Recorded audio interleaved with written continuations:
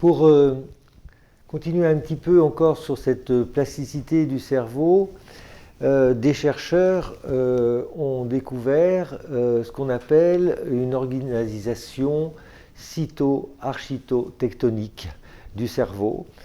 Ça veut dire que en fait, c'est une organisation qui s'est faite au cours de l'évolution générationnelle. Et ce qu'ils ont découvert, c'est que la pensée et l'action étaient certainement le phénomène le plus important dans nos comportements. Et ils se sont aperçus que cette pensée, cette action était bien sûr organisée par les neurones de notre cerveau, mais qu'en même temps, elle s'appuyait sur, en effet, la pensée et l'action de ceux que nous observons et de ceux que nous voyons faire. À peu près dans tous nos organes d'essence, notamment dans le langage, ce qui fait que très souvent on a un langage gestuel, on parle avec nos mains par exemple, et ils se sont aperçus qu'en effet ces neurones s'activaient dès qu'ils voyaient quelqu'un se mettre dans une action et il y avait une forme d'imitation. Par rapport à la plasticité du cerveau, cela est assez intéressant parce que justement, l'enfant, lui, par exemple, dans les empreintes qu'il va découvrir dans le comportement de ses parents, il va totalement imiter leur comportement.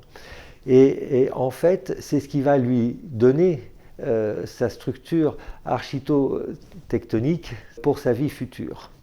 À partir du moment où, ne serait-ce que dès le départ de sa vie, finalement, ces neurones vont se mettre en route, et c'est ce qu'on appelle aujourd'hui les fameux neurones mémoire, et qui, elles, vont finalement développer de plus en plus les aires cérébrales, et qui vont, à notre avis, aujourd'hui, d'après les physiologistes, sont à la base de notre comportement.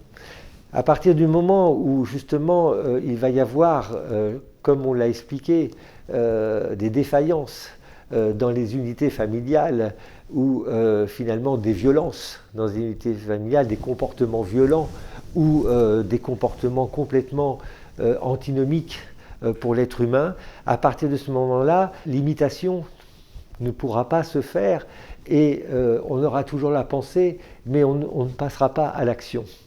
Et il y aura donc une forme, comme on l'a dit tout à l'heure, une forme d'inhibition.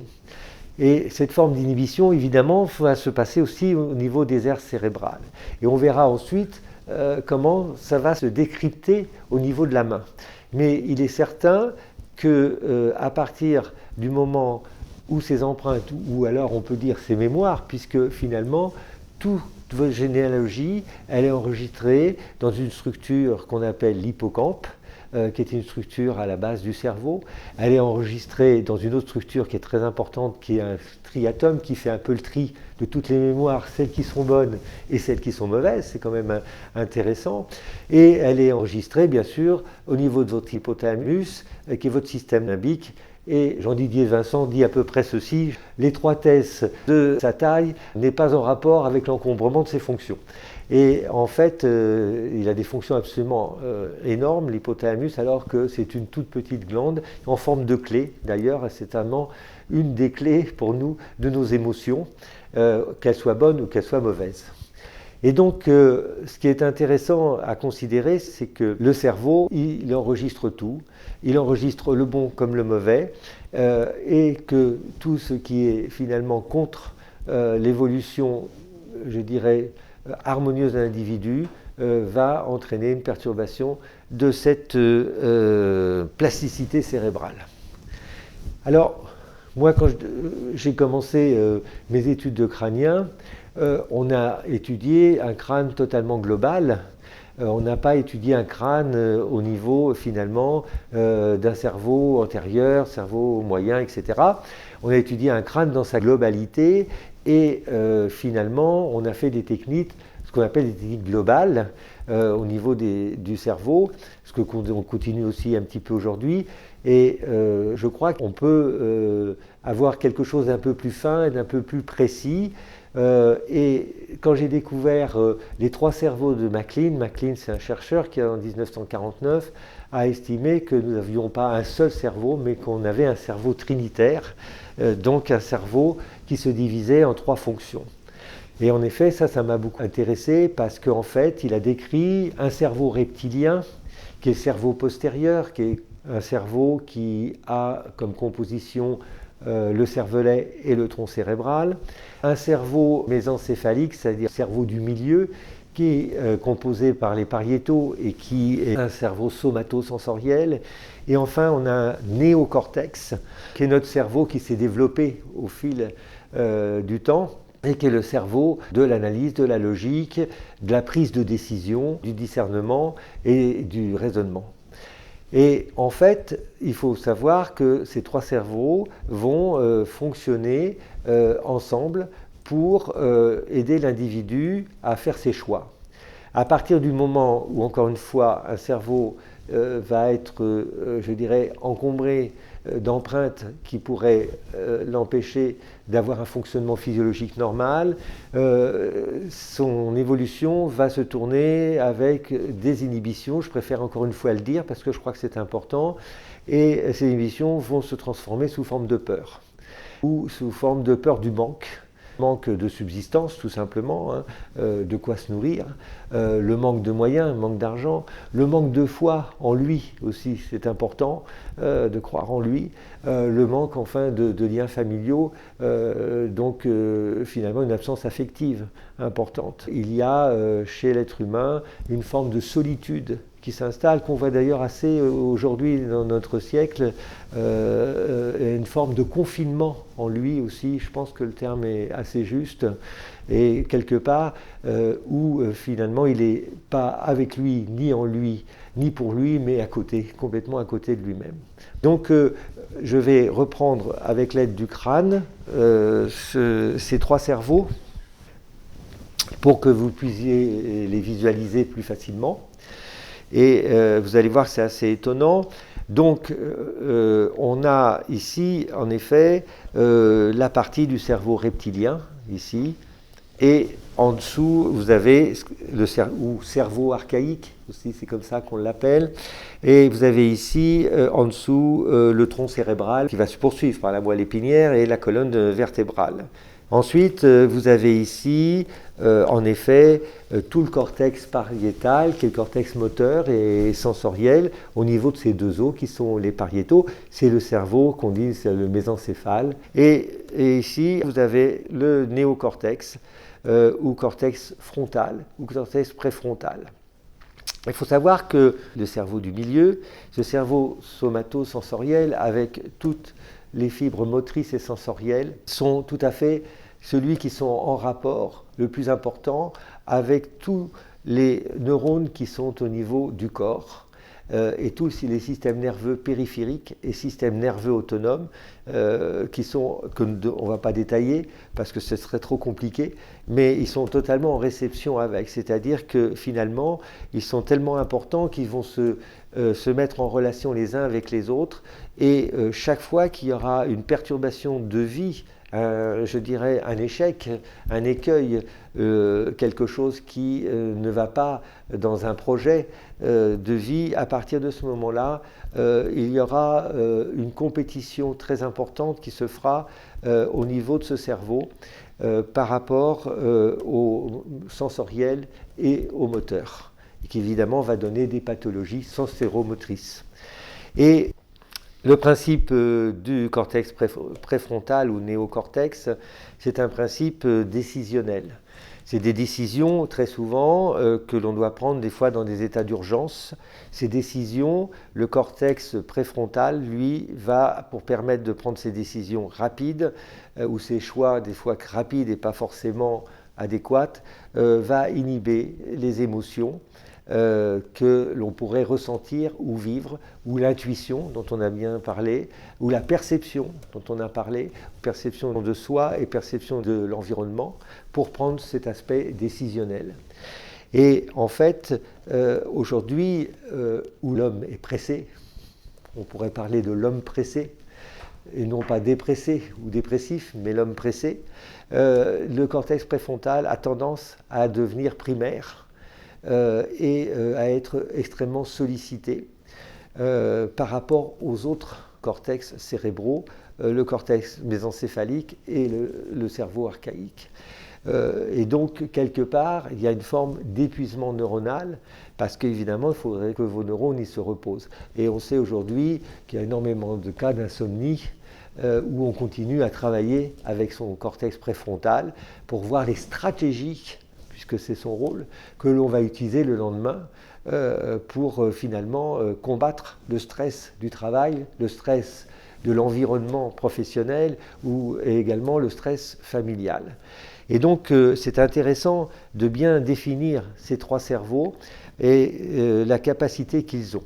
Si je reprends mon cerveau postérieur ici, je m'aperçois, en fait, finalement, ce cerveau-là, c'est le cerveau de la mémoire. Et dans cette mémoire, il y a la conscience. Et ce cerveau-là, il est fondamental. Pourquoi ?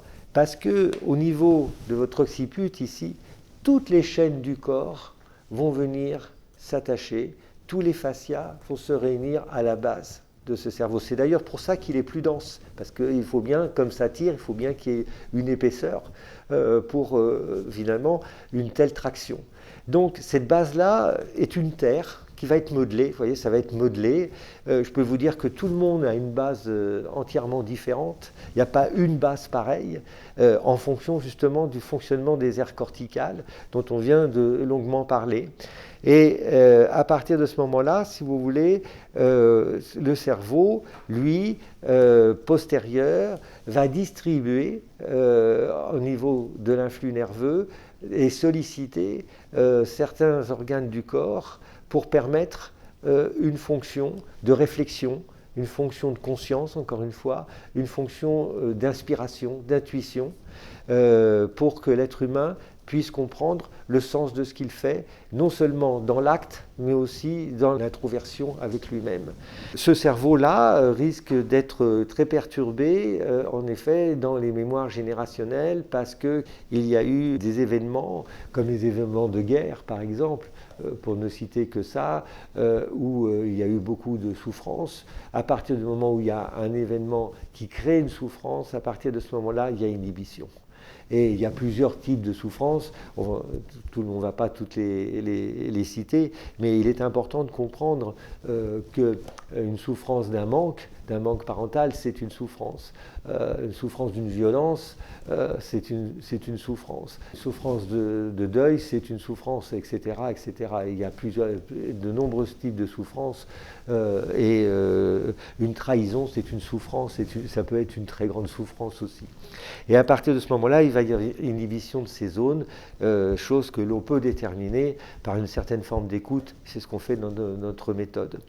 Quand on prend le cortex diencéphale ou mésencéphalique, ici, on a une structure qui est importante, qui est les structures temporales que l'on voit ici, la structure temporale, ici, et ces structures temporales nous aident à l'écoute. Et derrière, il y a une autre structure qui est l'amygdale, qui contrôle nos peurs. Et en fait, cette structure-là, elle va favoriser notre écoute intérieure et notre écoute extérieure. Elle est très importante parce qu'elle recharge notre cortex cérébral. Donc l'écoute est assez, je dirais, différente. Il y a différents types d'écoute. Il y a des écoutes fines qui sont faites par les basses et par les aigus et qui permettent d'agir sur les deux autres cerveaux en rechargeant le cortex cérébral. Quand l'écoute est extrêmement perturbée parce que les mots ne sont pas vrais ou les mots n'ont pas de sens, ou par exemple il y a trop d'ondes électromagnétiques radioactives qui sont polluantes, l'écoute est quelque chose qui se perdure très très vite. Elle est sensible, elle est fragile. Et en même temps, c'est une écoute posturale, c'est-à-dire c'est celle qui nous permet de nous posturer, de nous verticaliser. Et on sait que la verticalisation est fondamentale pour toute la biologie cellulaire. Et à partir de ce moment-là, quand l'écoute est perturbée, automatiquement, elle va entraîner une excitation de l'autre structure qui est en dessous, c'est l'amygdale. C'est-à-dire que comme on n'a plus l'écoute nécessaire, on sent le danger. Et le danger peut prendre plusieurs formes. Et l'amygdale va vous prévenir de danger. Et à partir du moment où on est prévenu de danger, on va restreindre notre périmètre d'action. On peut très bien se dire, tiens, celui-là, il est renvoyé, il y a danger pour moi. Ça suffit pour perturber l'amygdale. Ou on peut très bien se dire, tiens, je me sens dans un endroit où je ne suis pas rassuré, c'est peut-être une situation qui a déjà été vécue ancestralement par mon cerveau reptilien. Donc je suis en danger. Vous voyez, il y a quelque chose de très important dans nos nombreux exemples qu'on peut citer sur ce cerveau-là. Et à partir du moment où ce cerveau-là est perturbé, parce que finalement c'est un cerveau qui permet à l'être humain d'échapper à toute forme de prédation, finalement par l'écoute, plus encore que par le système visuel, il va perturber le cerveau antérieur et le cerveau postérieur. Donc c'est pour ça que moi ça m'a beaucoup intéressé de comprendre ces trois cerveaux. D'autant plus que dans notre genèse et de notre évolution personnelle, ces trois cerveaux vont agir en fonction de notre développement d'être humain. Ils vont agir de notre préconception à notre vie d'adulte. Et on n'aura pas les mêmes cerveaux lorsqu'on va être dans le ventre de la maman, dans la vie intra-utérine, que quand on va être dans l'adolescence, que quand on va être dans la petite enfance. Alors c'est intéressant parce que justement, on va pouvoir nous ressentir et tester, on a des tests pour ça, c'est le but de la méthode, sinon ça ne servirait à rien de faire une méthode, on va pouvoir tester quel est le cerveau qui va être primaire pour le patient qui consulte et par rapport à ses symptômes. Et dans quelle partie de sa vie ça va se situer. Et sur quelle empreinte on peut penser par rapport justement au temps de sa vie qui s'est passé. Alors, c'est simple, lorsque vous avez une vie intra-utérine, si on prend à partir de ce moment-là, l'accord, tout est basé pour nous. On dit, mais comment on tient, comment on sait ça, comment il peut savoir ça, comment ça se fait, il faudrait qu'il nous l'explique. Eh bien, c'est très simple, il suffit de faire des études d'embryologie. Si vous prenez des études d'embryologie et si vous travaillez sur le mésoderme ancien, le mésoderme nouveau, l'ectoderme ancien, l'ectoderme nouveau, bien sûr, pas vous faire un cours d'embryologie, mais tout est basé sur cette forme embryologique. Et c'est vrai que le premier cerveau, la première vésicule cérébrale qui va se développer à partir du moment où vous êtes dans la vie intra-utérine, c'est le cerveau postérieur. Et donc c'est le cerveau qui a toutes les mémoires. Donc, déjà, dans votre vie intra-utérine, vous allez recueillir un certain, je dirais, bagage au niveau de vos mémoires. Bagage qu'il ne faut absolument pas qu'il soit perturbé et qui puisse s'installer confortablement, je dirais, pendant les 9 mois de la grossesse, ne soit pas perturbé par un seul exemple dans une grossesse non désirée. Là, évidemment, ça va faire appel forcément à deux autres grossesses qui ont été non désirées antérieurement. Ça va faire, ou un sexe non désiré, oh, j'aurais préféré une fille à un garçon. Je veux dire, il y a des patients qui me disent ma mère n'a pas arrêté de me répéter que j'étais pas désiré, qu'elle n'avait surtout pas envie que je sois là. Vous imaginez qu'est-ce que ça peut faire au niveau des cerveaux, surtout quand l'écoute est primaire, vous entendez, encore une fois, vous entendez ça tout le temps, vous imaginez la dévalorisation et le manque finalement de confiance en soi que l'on peut en retirer. Donc ce cerveau-là, eh ben, il va se développer pendant la vie intra-utérine. Et en fait, on peut repérer, nous, par nos tests, si le patient qui vient nous voir est dans cet aspect-là par rapport à sa pathologie, si c'est un aspect de vie intra-utérine, ou si c'est un aspect de conception juste avant, en fonction de la zone du cerveau postérieur qui va être touchée, ou même dans la zone de préconception, en fonction, encore une fois, de la zone postérieure. Et puis, ce cerveau est très important parce qu'au moment de la naissance, ce cerveau va garder la mémoire de la naissance. Et à chaque anniversaire, ce cerveau va reprendre automatiquement l'empreinte de ce qui s'est passé au moment de sa naissance et nous faire découvrir un petit peu le traumatisme qu'il a vécu, soit dans sa vie intra-utérine, soit au moment de sa naissance. Et ça, c'est dû au colostrum de la mère, c'est-à-dire le premier lait, qui est de la même composition que le liquide amniotique, qui entourait l'enfant pendant sa vie intra-utérine. Donc, on a chaque année, pendant un mois, puisque le premier lait dure un mois, on va garder ce cerveau de naissance. Je sais que ça en étonnera plus d'un, mais il est quand même intéressant de le comprendre. De même, dans la vie intra-utérine, il y a une partie embryologique qui est importante, qui est la maturité fœtale. Au bout de 6 mois, l'enfant, il est terminé. Il a tous ses organes qui sont mis en place. Il ne reste plus qu'une question de croissance cellulaire, c'est-à-dire ils vont grandir, mais ils fonctionnent. Et à part les poumons, qui évidemment vont s'ouvrir à la naissance, mais par contre, ils sont là et sont prêts à fonctionner. Et ces empreintes-là, peut-être également, au bout de 6 mois, la maturité fœtale peut être perturbée par un événement tout autre extérieur à ce que vit la maman, etc., ou ce que vit la famille, et ainsi de suite. Et donc ça aussi, c'est intéressant de le voir dans ce principe-là. Pour le cerveau pariétal, puisque le cerveau mésencéphale, eh bien, il est fondamental parce que c'est lui qui va distribuer finalement les aires de secours à ce qui ne sera pas bien inspecté dès le départ. Les bosses frontales que vous avez ici sont exceptionnelles parce que c'est comme une petite montagne, si vous voulez, et qui va s'étaler progressivement, à la fois postérieurement et antérieurement, pour solliciter les 2 aires cérébrales qui sont là.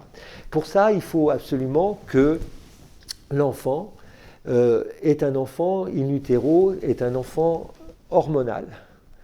Avant, comme le dit Jean-Didier Vincent, avant que le cerveau soit neuronal, il est hormonal.